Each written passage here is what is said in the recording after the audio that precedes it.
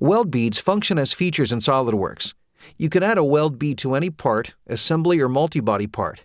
Let me show you how to do both.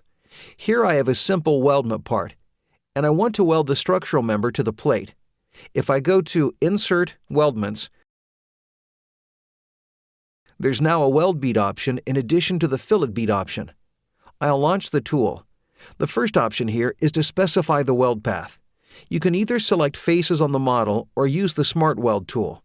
Selecting faces is really straightforward, so let's use the Smart Weld tool instead. I'll click the icon to activate it. Now, click and drag around the part of the model that you want to weld, and the weld path is automatically added to the path list for me.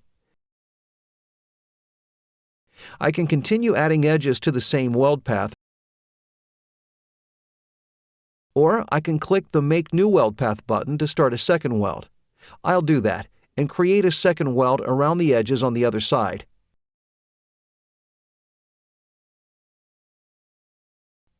Once the paths are specified, all that's left is choosing the settings. Each weld path settings are independent, so keep that in mind when deciding whether or not to create new paths or include edges in the same path.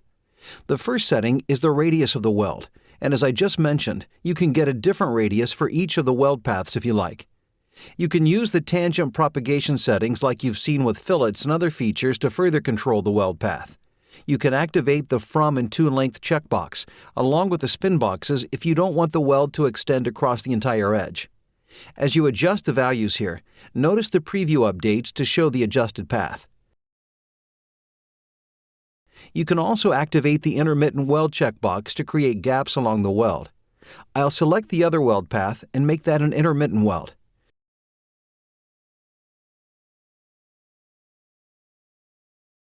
You can choose to specify either the gap length or the pitch along with the weld length.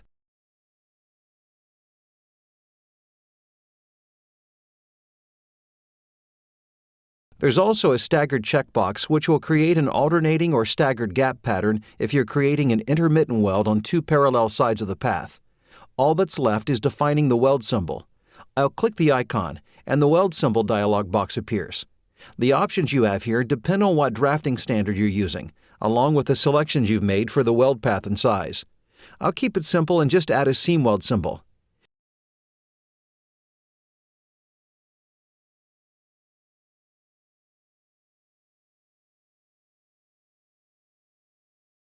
When I click OK, you can see the weld symbol appears in the graphics area. I'll define another weld symbol for the second path.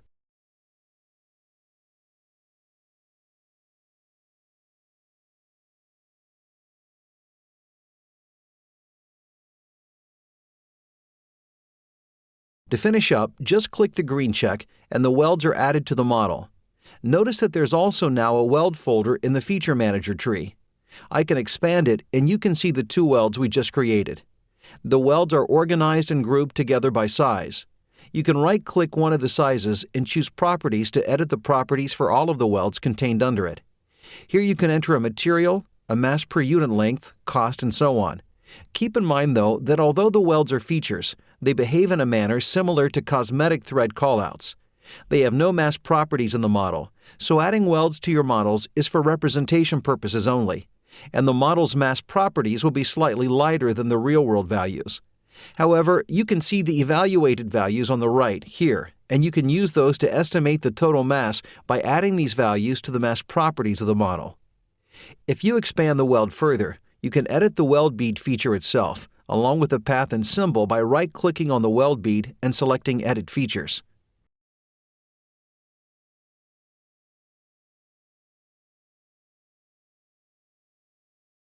Let's look at an example in an assembly. You'll see it's largely the same. The welds are added as an assembly feature instead of a separate individual component. Here I have a simple structural assembly, and I'd like to weld these two structural pieces together and seal up this gap here. I'll launch the Weld Bead tool from the Insert, Assembly Features drop-down menu. This time, I'll select the faces individually instead of using the Smart Weld tool.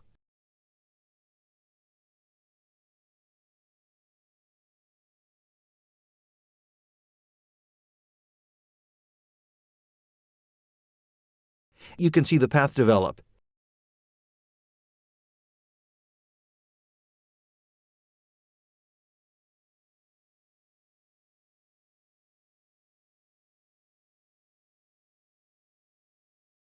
The rest of the process is identical to what you saw a moment ago, so I'll just define a weld symbol really quickly.